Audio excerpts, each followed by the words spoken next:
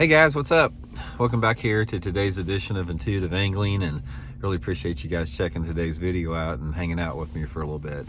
We're going to be talking about why March the 10th, which at the time of filming this video is March the 10th.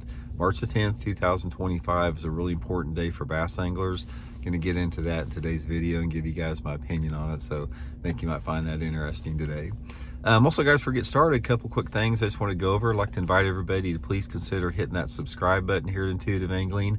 Man, we've really been working hard to get that 150,000 subscriber mark, and appreciate you guys hitting that subscribe button. And also, guys, please check out my Fish the Moment lake map breakdowns. We have our spring maps up right now. These are maps I build specifically for Fish the Moment that gives you great GPS waypoints on about any lake across the country. Just a really good resource to learn more about any lake you want to go to or your favorite lake. So I'll put the link in the description of this video for that, and really appreciate that. Okay guys, March the 10th, what's the deal with that? Of course, today, March the 10th, is it's daylight savings time, so we lost an hour. And every single year, the second week of March, the same thing happens here. What I want to talk about, there is a huge shift, huge change in the momentum and the mood and the personality and the sort of like the behavior of bass. It's like that's sort of the magic time of the year. It doesn't really have much to do with like the water temperature or the water clarity or any, weather patterns or environmental factors. It has to do with the length of the daylight hours. And if you guys have, listened to my channel much, you hear me talk a lot about the length of the daylight hours, because in my opinion, from my observation of bass over the past 50 years, as the daylight hours increase or decrease past the winter or summer solstice, that's the thing that motivates and influences bass movement behavior more than anything that I've ever seen. And that's one of the things, guys, that's one of the reasons I'm so anti-tech, is because I've spent a lifetime so far, and I continue, and I'll never learn it all, but I've spent my entire 50 years fishing so far trying to become a student and learn about the bass. And this is what I try to teach everybody, is how rewarding this is. Because let me give you an example how, and I'm going to relate this back to tech or not tech. If, say for example, you build a table, you wanted to build a coffee table. Now there's two different ways that you could go about it. You could actually handcraft that table, each piece by yourself meticulously. You could like cut the wood, you could sand it, you could put it together, you could like have a hands-on experience of creating this table from scratch. And then you could go down to the store and you could buy a prefab table and put it together in a half an hour. And your table that you handcraft by hand, it may take months for you to build. But the satisfaction that you experience by looking at that coffee table every day and knowing that you spent, you put all of your energy and love into that table to handcraft it, you created it yourself, the satisfaction that comes from that every single day, every time you look at that table, is no comparison than if you bought it down at Walmart or something and put it together in 30 minutes.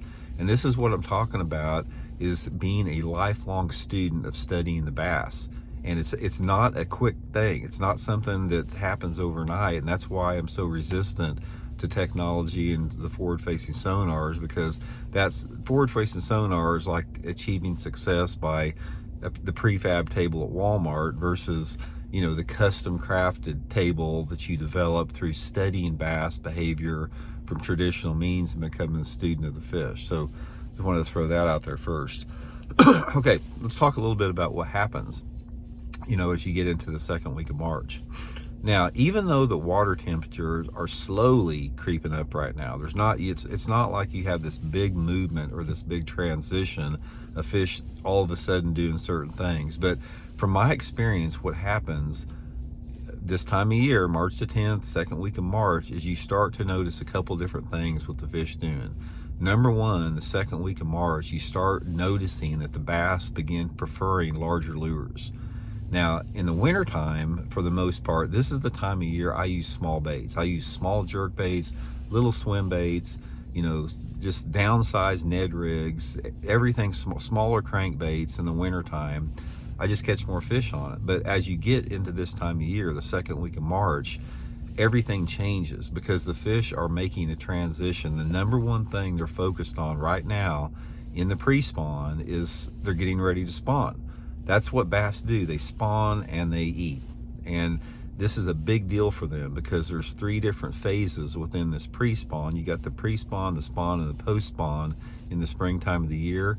And it's extremely stressful on a bass. I don't care if it's a male bass or a female bass.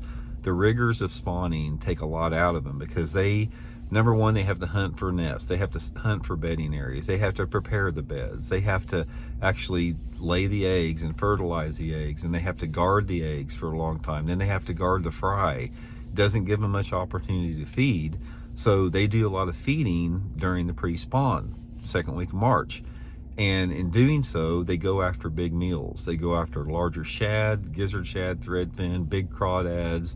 They're trying to gain as much protein as they can to build up their energy reserve. So one of the things that you'll notice about the mid part of March is try to start transitioning yourself to your larger lures. You're going to have a lot better success at catching quality fish once that water temperature starts to hit that 50-degree mark. Now this is depending upon where you're at geographically in the country. It could have happened a few weeks ago. It may be happening right now. It may be 2 or 3 weeks from now. But as soon as that water temperature starts hitting that 50-degree mark, that is when you need to go to like your full-size chatter baits, your larger swim baits, your larger spinner baits with big blades on it, your full-size jigs with the bigger trailers on them, 3-inch long square bill crankbaits, glide baits, even something like that. They like a bigger meal because these fish, once they make this decision to enter this solid pre-spawn phase of their cycle, that is when they start going after those larger lures. And it's the time to take advantage of that because there's more quality bass that are in less than 10 foot of water in the month of March than there are in early April than there are any other time of the year. Now the difference is there may be more bass up shallow when those fish are actually spawning, but those fish are not focused on feeding. Right now in the pre-spawn, these fish are feeding up, and it's very rare because, in my opinion, most bass feed at night. So this is one of the few times a year that the bigger, larger female bass will definitely feed, during the daytime. And it only lasts up until that water temperature gets about 60 degrees. So that's the first thing, guys. Go with your larger lures. The next thing that you have to do is you have to concentrate in those areas where those pre-spawn bass are at. Now this is all relative to how your lake is laid out. If you have a lake that has a lot of grass in it, which a lot of you guys don't, this is a minority of the lakes in the country, but it's still something we got to cover. The best areas in those particular places are like the larger flats adjacent to spawning areas and adjacent to channels.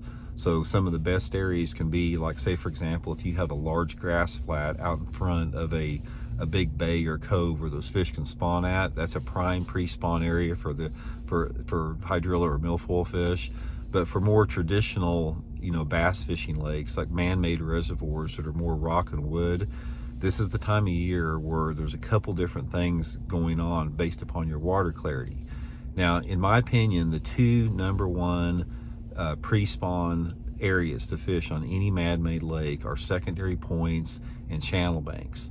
Those are the areas that those fish like to stage in prior to going to spawn. So best thing to do, guys, is just look at your map, look at your your mapping system that you have on there, and try to identify some places that have channel banks that are relatively close to potential spawning coves.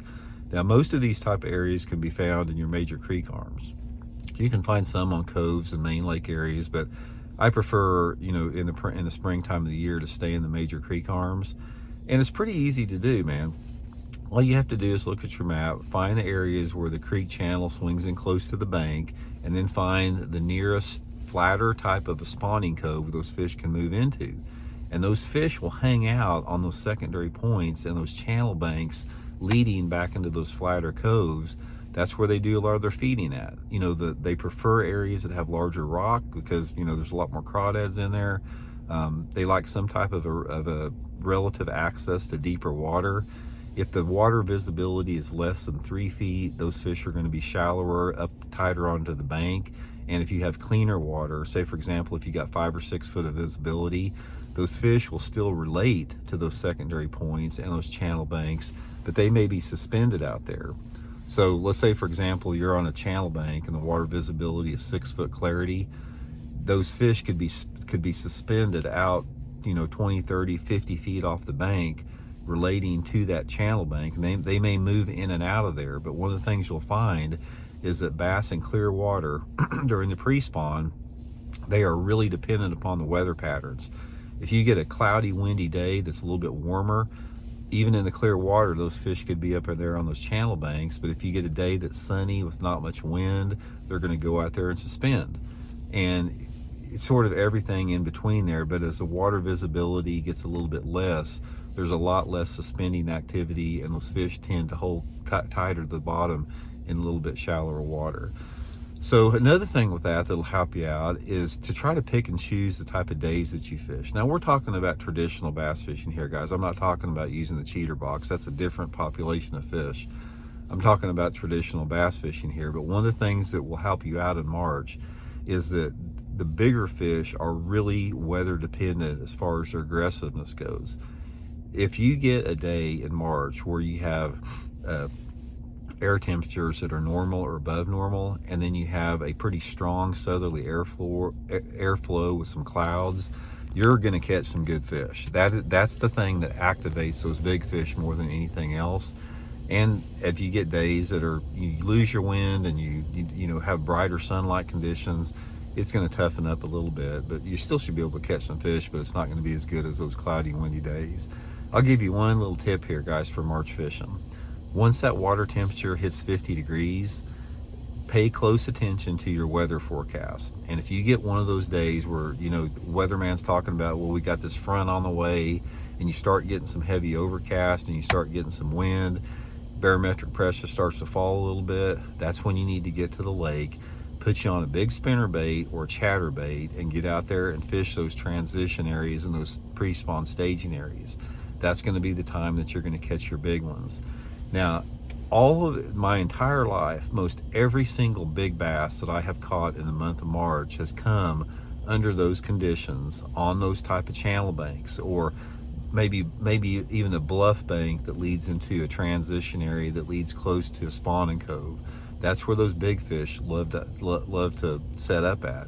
When I'm talking big ones, I'm talking fish over 7 pounds. So anyway, guys, it's sort of one of those things that's just fascinating to watch their annual progression, because bass cycle throughout the year, again, based upon length of the daylight hours, water temperature, water clarity, fishing pressure. It's never the same. Every single year is a little bit different, because one of the things in fishing we all try to do is we try to remember how we caught them like the year before that, and then try it. Sometimes it works, sometimes it doesn't, but it's never the same, because you always have a different water level, a different water temperature, a water clarity difference. Weather patterns are different, but that's just part of understanding the movement and the personality and the seasonal movements of fish. It's just an ongoing experience. So anyway, guys, just wanted to pass along that. Hope it helps you guys catch a few, and we'll talk later.